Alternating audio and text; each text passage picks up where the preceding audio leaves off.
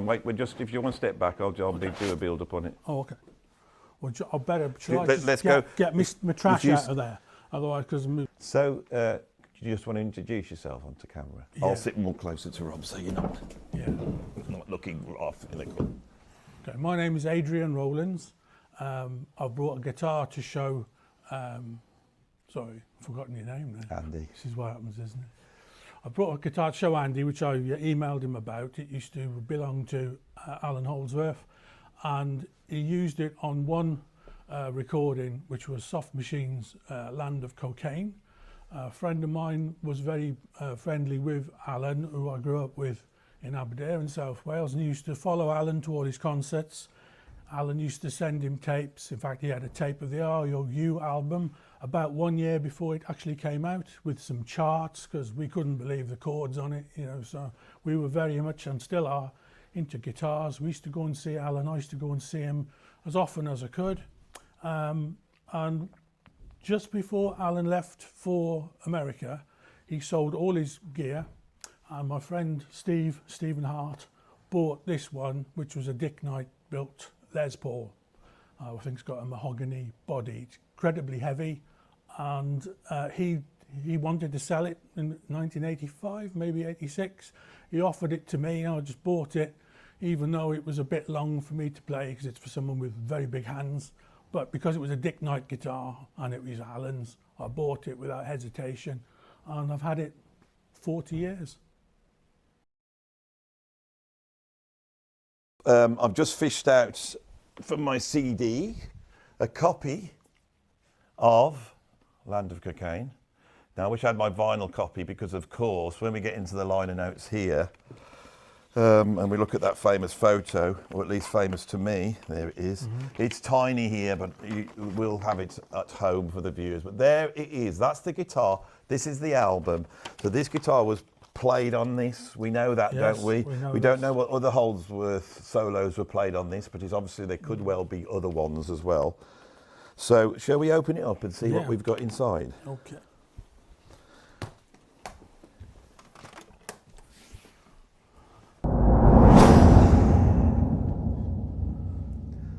Wow. Lovely case.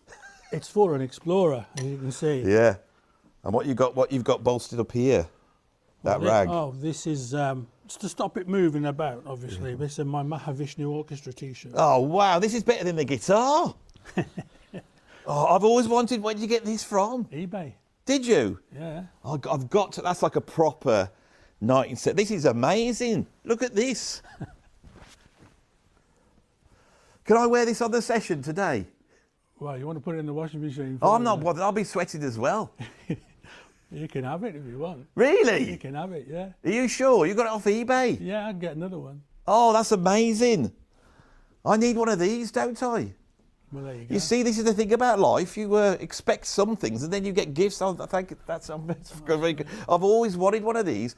You know, when I was young, I got a white T-shirt and I meticulously felt tipped that design onto it. Yeah, then my mum washed it and it all came out. Anyway, so here's the guitar itself. So when...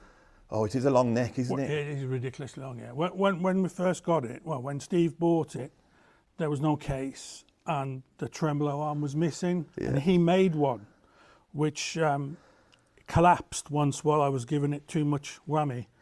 And it was all metal, and I did that bit of damage to it there. This is offered SG.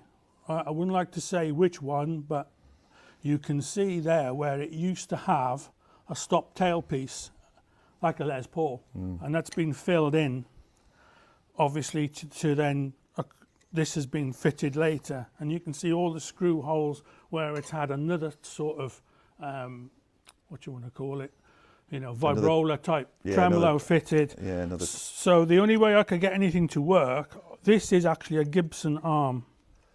So when it's tight, it's probably better to just give it a bit at the back there. Well, that's what Holdsworth always used to play at the back, and I believe he does use tremolo on the Sly Monkey solo, doesn't he? Yeah. Yeah, and on Black Velvet Mountain, you can hear it Yeah. I mean, the guitar resonates on those notes. If you play it, if you hear the album, you can hear there's a certain type of resonance with this guitar, and you can feel it through your fingers. It's a heavy body. You feel the weight on that. Oh yes. Heavier than any Les Paul or anything like that. Yeah, it's balanced okay. I thought it, but it is a little bit back heavy as well, even with the big neck, isn't it? Yeah. It's a beauty. So what we got? A big DiMarzio's on there. Those are the DiMarzios that were on it when I got it. And it's like a lot of these are Les Paul pots, aren't they? Yeah, those are the original knobs that were with it when I got it. I mean, nothing's been changed on the guitar. What do you know about Dick Knight? Dick Knight, I mean, if he was alive now, I think he'd be over 100. Yeah. But Dick Knight was known in the late 60s for, I don't know, I should say this the right way. People used to go mad for late 1950s Les Pauls. Yeah. And he could make one look old. And people used to ask him to do that. You might want to edit this from the... No, we've got to have all this in. There was one of his Les Pauls on the Antiques Roadshow about 4 or 5 years ago. And one of the experts there is a guitar player. And he said even though it was a 1968 Les Paul made to look like a 58 burst by Dick Knight, it was worth like 12 grand. So, you know, it was an expensive guitar anyway, but people used to go mad for these 58, 59 Les Paul guitars, and you couldn't get them because they'd stopped making them for a while. Then they reintroduced them, and he used to do a lot of work for Allan Holdsworth. He's known for the archtop guitars, the jazz guitars. Yeah, I remember that. And they're quite expensive, and they're still going now. His son-in-law was, the last I knew, his son-in-law was carrying on the business. He did make a few necks for Allan Holdsworth. The famous one is on his Strat, and it's bound to make it more like a classical guitar neck. It's bound both sides, and that was the one he uses on Bruford's, one of a kind. Yeah. There's photographs of him on Rock Goes to College. He had two of those, I think. There was like a more blondie one, and then there was a darker one. It was this sort of colour, but with the two DiMarzios set up the same. And Dick Knight used to do the necks for him, and I know that he'd done some experiments with some bodies, and so you can see this has been experimented on. But this is how it's ended up. It may have been built for somebody else originally, but the thing is, I would question it because of the scale length on it.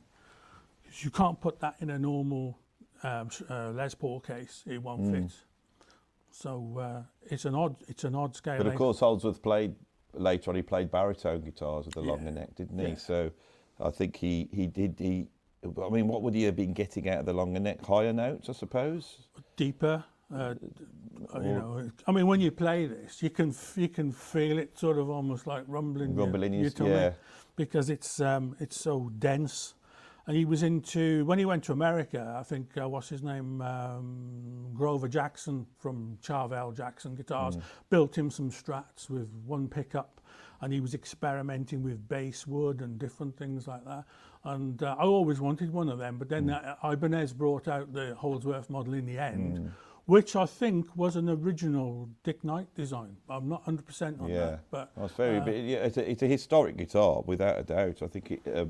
because, of course, the other thing is that the gear he sold, including this guitar, in 78, 79, around the time of that Soft Machine album, went to pay for the IOU album, which is why it got called IOU, because he was paying for it himself and having to that's right. go into debt about it. So, yeah, he even said he'd sold all his equipment. When Steve went to pick it up from Alan's flat in London, he'd already sold the Strat with the dark one with the bound neck, and the guy who bought it asked him to put 3 single coil pickups back on it because he wanted it to sound more like Hank Marvin. He wasn't really into the DiMarzios. And I have no idea who Allan Holdsworth was. He just wanted it. He obviously sold everything. Probably, give away bargain basement because of Steve didn't pay a lot for this guitar at the time. Do you know roughly the sort of figure? I think, well, I could ask him, but I think it was 200 quid or 250 quid. But don't forget, this is like nearly 50 years ago. Yeah. So, Well, think it's we'll put the number roughly what that would be now, and Yeah. people can decide whether that was a good price or not. Well, thank you for bringing it down, and we'll when Tom arrives, we'll try and play the track Sly Monkey on it, which is what it originally played over 50 years, no, not over 45 years ago. 45 years. So, but, you know, thanks for doing this. That's brilliant. Just before we watch this video, I just want to say a couple of things. Tom and Will are incredible musicians, and one of the things I respect about Tom is that he came up here, played a Holdsworth track on a guitar which wasn't his, which wasn't set up for him, and that was not staying in tune. So once we got this track done and we got it under the microscope of the digital audio workstation, of course we found out that the guitar was out of tune with itself, and it was also out of tune with Will, and Will had to chase the tuning as the session had gone on, and he wasn't quite in tune as well. So I didn't want to give this to a keyboardist to play on, because I thought it's not going to put them in a good light, let's say. So I thought, who do I know who can play keyboards that doesn't mind looking like an idiot? Well, I don't know whether I come under the category of being able to play keyboards, but I don't mind looking like an idiot. So I decided to do the keyboard playing myself, and it was unbelievably difficult. I had to tune the keyboards into somewhere roughly right. It had to be 13 cents sharp to work. I then had to transpose the keyboard into a key that I was more familiar with, because I'm not great in whatever key this was in. I can't remember what was the original. It was bloody hell, I can't even speak about it. I've just literally finished doing the recording, and this video is now done. This video has been a pain in the arse. It's been brilliant, right? But it's been a pain in the arse. It's this bloody keyboard part. So I've done it. Right, what you're about to hear is the guys in the studio live, and it really has something in terms of chutzpah. This definitely has chutzpah. If you want to know how we went about doing it, we didn't have much time to film this. Once Tom was up, we got set up. We had about an hour to get it done, and we started doing run-throughs of the track. And I think around about on the fourth take, we managed to get through it with no major mistakes. So that's the take you're about to get. You know, that's what you're about to hear. We didn't have the keyboards in the room. We couldn't hear the chord changes. They are doing an incredible job. And one of the things that shows up, I think, which is interesting, is when you watch musicians on YouTube, so often it's all been buffed up and they're in a safety zone. Nothing's really going to go wrong, and then they can show themselves in their best light. But that doesn't necessarily showcase brilliant musicianship. This is brilliant musicianship. This is musicians under pressure having to come up with the goods in my weird world where you have to turn up, play a guitar you've never played before that's not staying in tune, and play with a bunch of musicians that don't really know the track. Well, I didn't know the track that well, who are trying to make it up as they go along, you know, and to come up with something with this visceral energy. And for me, that's what music needs to have, is a visceral energy. It has to have an excitement. I do not care about whether it's a bit scrappy or out. I don't care. Not that these guys are. They were just nailing it anyway. I have waffled on.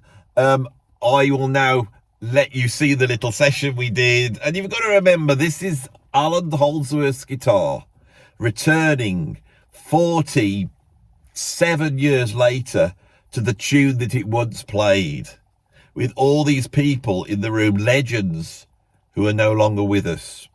It's quite an event. So, ladies and gentlemen, here is Sly Monkey, played by myself, Will Allman, Tom Ford on guitar, with me also trying to play keyboards on it, on the original guitar that played the original guitar solo by the greatest guitarist that ever lived, Allan Holdsworth. Thank you very much.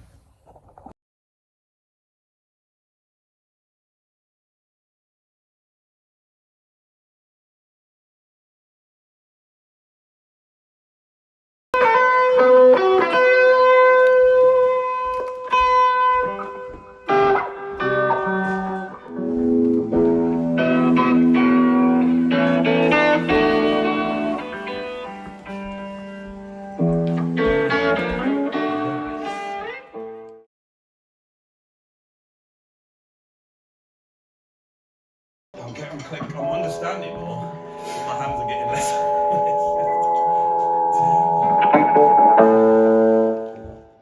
Let's see if I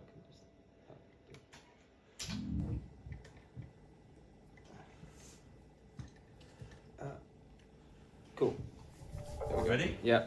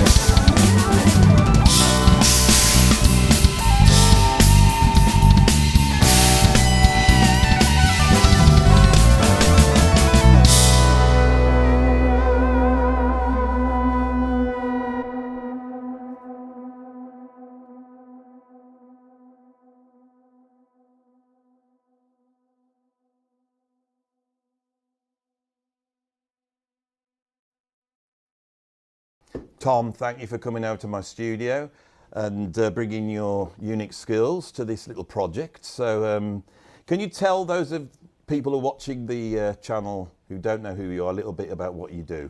Okay, yeah, and also thanks for having me, first and foremost. It's great to be here. Yeah, so I'm I guess a jazz guitarist. It's hard these days to be genre specific, but I'm definitely coming from the jazz lineage in my head. Whether other people agree with that or not is up to them. I'm UK based, originally from the Midlands, and I studied out in America for a bit, and then came back, and I've kind of just floated around both the parts of the jazz scene in the UK and Europe and in North America. So, you know, I've played with a whole wide range of people. Kind of doesn't make sense, the people I've played with. I know, when I looked into your CV, I thought, this is wide and weird. And also some of my favourite musicians, much more exploratory jazz musicians, people who you'd say, well, I don't know whether you would actually call them a jazz player. So tell them the sort of guys you've been working with. So I mean, the big ones, you know, in America, there's obviously, I played in Chris Dave's band, and that was great and cool, you know. And I think, what's he like as a person? He's great. Is he hilarious? Is he funny? He's a massive prankster, on and off the stage, but one of the best people to play with. For me, he was like my Miles. That was like he's an unbelievable player. You know, and he's a player where, to me, he's a jazz player who's come straight out of Tony Williams, Jack DeJohnette, and even Vinny and all those guys. And yet people would go, well, is he? Is he? You know, it's one of those things, and I think like he's a great example of, like, when I got the gig with him, a lot of people were kind of like, hang on a minute, how did you get it? Like, you know, you were kind of just You're a random... too British. Yeah, I'm too British. I'm from Birmingham, and I'm kind of like a bit rocky and edgy, but he's truly like always looking for different sounds. Yeah. So to me, he really is rooted in the tradition of the way, like, Miles was always finding you, like we spoke on the phone about John McLaughlin and Miles, and, you know, like, it's that thing of always searching for new sounds and new people, and that's more important than, you know, fitting in a box. I also toured with Keon Harold, a really great trumpet player from New York, and again, Keon's great, you know, kind of making music that's, some people would say this isn't jazz, but he definitely is. I need to check this out more, because I've become a bit old, and people say, oh, you know, when I'm moaning about jazz, I do know these people are there, but I like to whip up a talk about it, you know. Right, tell us about your Allan Holdsworth project. So the Allan project is, it's... Sorry about this. Let's see what this is ringing me up at this time. It was the Jazz Police, that was. They said we were too loud. I've seen the message. We're too loud. Right, there's too much backbeat. Too much distortion. And your drummer doesn't know what the hell he's doing. That was what they said. Tell us about the Allan Holdsworth project. Yeah, so the Allan thing is, so basically, you know, growing up in Birmingham, I kind of discovered jazz loosely through first Django Reinhardt, through some cassettes my parents had. They're not big jazz people. And then I went to Coventry Jazz Festival, went to a CD store, bought a Pat Metheny CD just on I didn't know who it was. This is like pre-internet, kind of pre-Spotify. So that's like your marijuana, isn't it? Yeah, I heard Pat Metheny, and it was the trio with Jacko and Bob Moses, and it just kind of like blew my mind. I was like, oh my God, like guitar can sound like this. And then I just went down that rabbit hole, and because it was limited back then, it's like, for me, it was Pat Metheny to Schofield and Mike Stern, etc., this era. And I can't remember how Allan came up, but I remember seeing a video of him playing Tokyo Dream somewhere. I think somebody might have had a VHS tape of that gig. And it was just like, I used to play a Strat. I still do play a Strat. And he was playing a red Strat, and it's just I know exactly the gigs with Paul Williams on vocals, and I think he comes and muffles the guitar at one point. Yeah, he does. Yeah, and Chad Wackerman and Jimmy Johnson, and he just kind of was like, I don't know, something happened. I think it was the first time I'd truly heard, for me, somebody that was mixing rock and jazz in a way that was like, there was no compromise. Not to say that Pat Metheny's compromising, but Pat plays standards amazingly, whereas Allan was never that. He didn't care.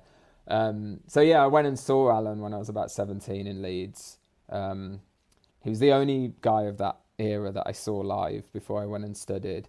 And he just always had this big thing on me, but I never, like this big impact, but I never played his music. And it was a couple of years ago, this amazing Swiss accordion player called Anatole Muster. Me and him both realised we both have a love for Allan Holdsworth. He was just about to graduate Royal Academy, and he'd never really been able to play the music either, or found a place to. And we were just like, should we just put a gig on and do it? And that's when I started actually sitting down and learning Looking Glass, learning non-brewed condiment, learning funnels. You know, we all play Fred, we all play Protocosmos, but it's like Looking Glass is one of those tunes, we all know it, but it's like, do we ever play it? Yeah. And I was just like, why didn't I learn this? You know, I was learning Stella by Starlight, all the things I was learning all that stuff when I was studying, like it was super important. And then just kind of ignoring Alan's whole world.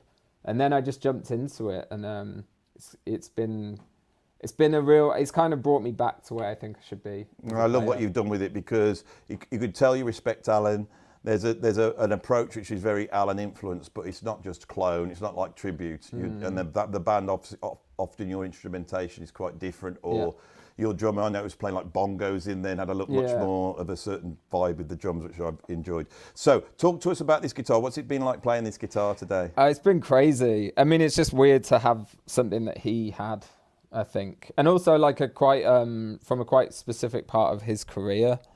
So like, you know, this is kind of like the Alan that like people don't know as well, I guess. You know, like people know IOU and Road Games onwards, so people think about him with the headless guitars, the little tiny things, you know, like the build-a-lap guitars and the red Charvel from that Japanese video and stuff. Like, this is kind of like the and I think people forget what a long career Alan had from like Higginbottom in the late 60s, playing at Ronnie Scott's and playing with obviously Tony Williams, playing with Soft Machine, all these. And the amount of different guitars he went through, and there's a thread of his incredible sound on every single one. He always sounds like him. Yeah, I know, it's really weird. Yeah. Could you didn't get the chance to on the track, because you were doing so much lead, can you play a bit of Looking Glass on just so we can hear what that sounds like? Okay. Not that you played it. Sorry, these are new strings.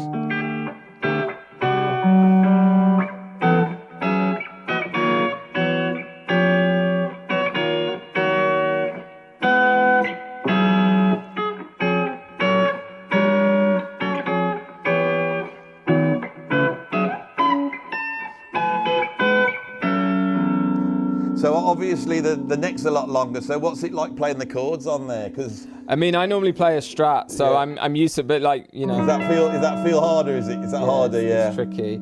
And also like, this is, I mean, you know, this is what a over 40-year-old instrument now, and it's been kept. It's pretty much been kept as close to how it was. Yeah. So it's kind of. It's almost like it's frozen in time, but I could see the difference, because I know Alan went from this kind of thing to like flatter necks, wider necks as well, and like, because by the time he's doing this, he's playing the Charvel and the Ibanez even, and the Synthax. I think he did Looking Glass on a Synthax itself. But yeah, it's you can still get these big Alan chords. It's just. Wow. You know. Yeah. But yeah, these chords they're not easy. No. And I don't have massive hands like he did. No. You know, so I'm kind of like that's painful. Well, what it proves, it's not just about massive hands, is it? It's about knowing what you're doing. Can you do what's the legato like on it? I'm just trying to get an idea of you being so, you know, understanding he's playing so well. What's the legato feel like in there? I mean, it didn't seem to.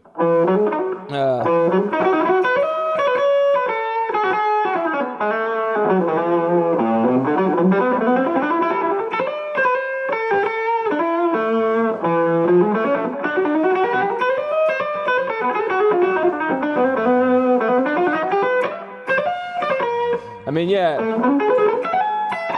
This bit you were doing down there. Yeah. Was that the Messiaen mode, the famous Messiaen mode? Were you doing that? Yeah. So like.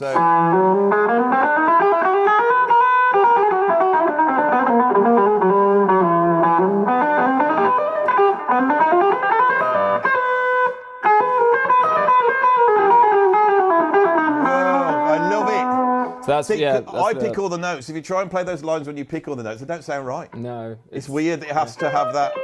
But I don't know those shapes. Tom, you're going to have to come back, right? You're going to have to come back and play. Yeah, but we will. also, I would love for you to come back and do an overview of Alan's playing. Yeah. And so I could just get a free guitar lesson out of you where I ask you all the questions I want we to could play. do it.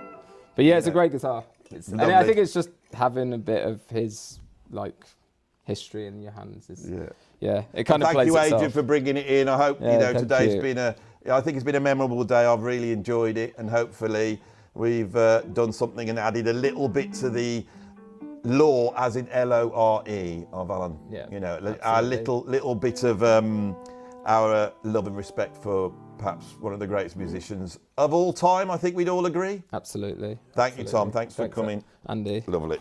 We done, chaps. We done. Nice.